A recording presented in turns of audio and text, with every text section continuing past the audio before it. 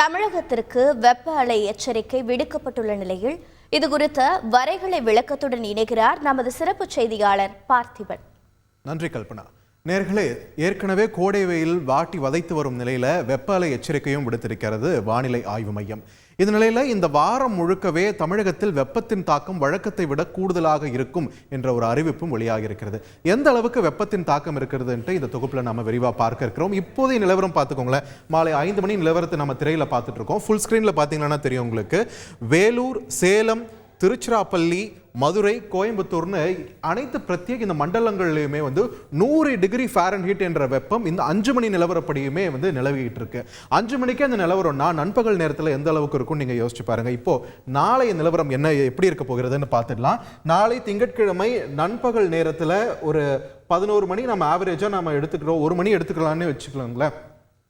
நாளை பிற்பகல் 1 மணி என்ற நிலவரத்தை வைக்கும் போது எந்த அளவுக்கு வெயில் உக்கிரமாக இருக்கிறது என்று நம்மால் பார்க்க முடிகிறது. இப்போ பார்த்தீங்கன்னா நண்பகல் 12 மணி, நாளை நண்பகல் 12 மணி அளவில் நம்ம பார்க்கும்போது பெரும்பாலான பகுதிகள் தமிழகத்தில் 100 டிகிரி செஞ்சுரியை தாண்டி வெப்பமானது பதிவாகி இருக்கிறது பார்க்கிறது. ஆல்மோஸ்ட் எல்லா பகுதிகளிலுமே 100 தாண்டி தான் இருக்கு. ஸோ எந்தெந்த பகுதிகளில் வெப்ப அலை வீச போகிறது, எந்தெந்த பகுதிகள் வெப்ப அலையால் பாதிக்கப்பட இருக்கிறது அப்படின்றது இந்த மேப்லேயே நம்மளால ஓரளவுக்கு புரிஞ்சிக்க முடிகிறது. அப்படி பிரதானமாக நாம் இன்னும் குறிப்பிட்டு பார்க்கணும்னா எந்த பகுதிகள் பெரும்பான்மையாக பாதிக்கப்பட இருக்கின்றன அப்படின்ட்டு இங்கே திருவள்ளூர் மாவட்டம் தொடங்கி வேலூர், ராணிப்பேட்டை, திருப்பத்தூர், சேலம், ஈரோடு, நாமக்கல், கரூர், திருச்சி, மதுரை அப்படின்ட்டு இந்த என்டையர் இந்த பெல்ட், இந்த மண்டலம் மொத்தமே பெரும்பான்மையாக வெப்ப அலையால் பாதிக்கப்பட இருக்கின்றன. இந்த நிலவரம் எப்படி இருக்க போகிறது அடுத்தடுத்த நாட்கள் அப்படின்ட்டு பார்க்கும்போது திங்கட்கிழமை நிலவரத்தை பார்த்துட்டு இருக்கீங்க. ஆல்மோஸ்ட் எல்லா இடத்துலையுமே 100 டிகிரியை தாண்டி வெப்பநிலையானது பதிவாகி கொண்டிருக்கிறது நம்மளால பார்க்க முடிகிறது. அப்படியே செவ்வாய்க்கிழமை பாருங்க.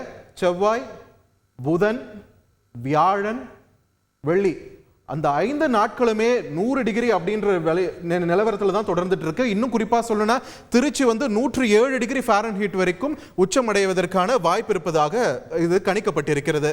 இந்த நிலையில இப்போ உள் மாவட்டங்களில் இந்த மாதிரி ஒரு நிலவரம் அப்படின்னா கடலோர மாவட்டங்கள் என்ன நிலவரம்னு நீங்க கேட்கலாம். கடலோர மாவட்டங்களை பொறுத்த வரைக்கும் இந்த வெப்ப அலை வீசும் இந்த தருணத்தில் இதனால பெரிய அளவில் பாதிப்பு இல்லைனாலுமே இங்க இருக்கக்கூடிய பகுதிகளில் இங்க சென்னை தொடங்கி கடலூர், புதுச்சேரி, இந்த டெல்டா மாவட்டங்கள், அப்புறம் ராமநாதபுரம், ராமேஸ்வரம், இங்க தூத்துக்குடி, இங்க கன்னியாகுமரி வரைக்குமே 100 ஃபாரன்ஹீட்டுக்கு குறைவாக தான் வெப்பமானது பதிவாகி இருக்கிறது.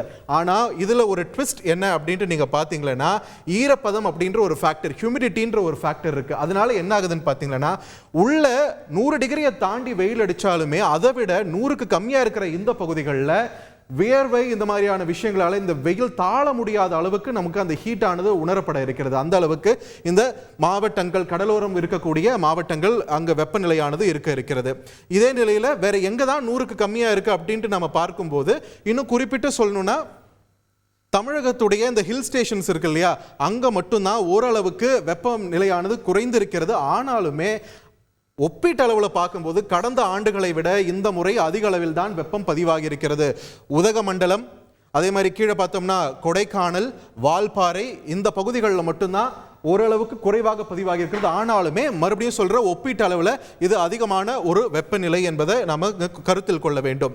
அதே வேளையில் ஏன் இந்த வெப்பநிலை காலத்தின் போது வெளியில போகக்கூடாது, பாதுகாப்பா இருங்க, ஹைட்ரேட் பண்ணிக்கோங்க, நிறைய தண்ணி குடிங்க, இந்த மாதிரியான இதெல்லாம் சொல்றாங்க அப்படின்னா இப்ப பாத்தீங்கன்னாக்க இந்த வெயிலால வெப்பம் அப்படின்றத தாண்டி புற ஊதா குறியீடு அப்படின்ற ஒரு விஷயமும் இருக்கு. இப்போ ஒரு ரெஃபரன்ஸ்க்கு பார்த்துக்கோங்க. நாளைக்கு திங்கட்கிழமை காலை ஒரு 9 மணி என்ற அளவில் பார்த்துக்கோங்க எந்த அளவுக்கு புற ஊதா குறியீடு இருக்கு அப்படின்ட்டு ஒரு நடுத்தரம் என்ற அளவில் இருந்து நேரம் போக போக 9 மணி 10 மணிக்கு உச்சபட்ச நிலை 11 மணியில இருந்தே அளவை மீறிய ஒரு புற ஊதா குறியீடு நம்மளால பார்க்க முடிகிறது. மறுபடியும் 3 மணிக்கு மேலதான் நிலைமை ஓரளவுக்கு சீராகிறது. அதனாலதான் இந்த குறிப்பிட்ட காலகட்டத்திற்குள்ள வெளியில போக வேணாம் அப்படின்ற ஒரு அறிவுறுத்தலானது இருக்கிறது. வெப்பம் அப்படின்றத தாண்டி உடல் உபாதைகளையும் கொடுக்கக்கூடிய அளவிற்கு ஒரு மிக மோசமான ஒரு வெப்பத்தை நாம இந்த வாரத்துல சந்திக்க இருக்கிறோம்.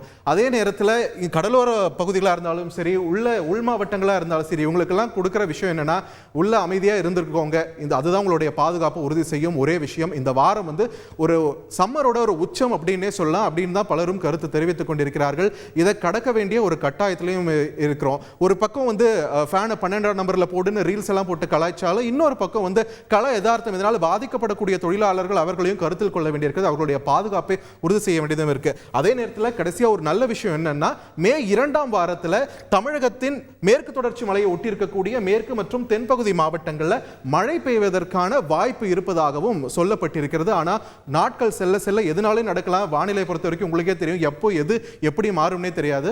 ஸோ வரும் நாட்கள் நாம மிக மிக ஜாக்கிரதையாக இருக்க வேண்டிய நேரம். கிரிக்கெட் விளையாடுறேன் அப்படி இப்படின்ட்டு வெளியில போயிடாதீங்க.